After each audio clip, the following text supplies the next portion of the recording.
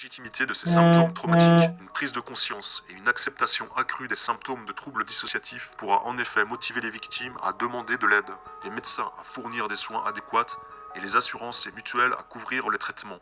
Une meilleure compréhension de la biologie des troubles dissociatifs peut également apporter de nouvelles stratégies thérapeutiques. Je veux juste vous dire, on est là.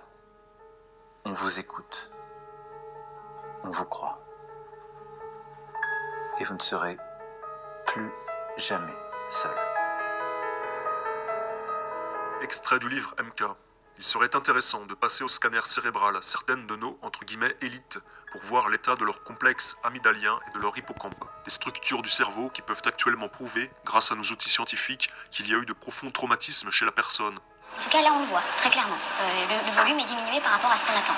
Il y a un marqueur de la souffrance, très significatif. Donc là, chez un sujet du même âge, on voit que la hauteur de l'hippocampe, ici, est normale, c'est-à-dire que la structure grise qui est l'hippocampe occupe toute la place.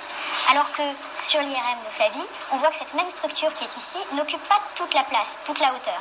Et à la place, on voit ce liseré noir qui est un liseré de liquide céphalorachidien, qui est venu remplir cet espace vacant, finalement, puisque l'hippocampe lui-même ne remplit plus le volume. Ce que l'on voit aujourd'hui, c'est la preuve d'une souffrance chronique matérialisée sur ces hippocampes. Les dernières recherches en neurosciences montrent que les violences sexuelles affectent profondément le développement cérébral d'un enfant, car son cerveau est immature. Mais jamais les deux neurologues n'en avaient constaté la preuve directe sur une patiente. Même si vous êtes en train de me dire qu'il y a un truc un peu détruit chez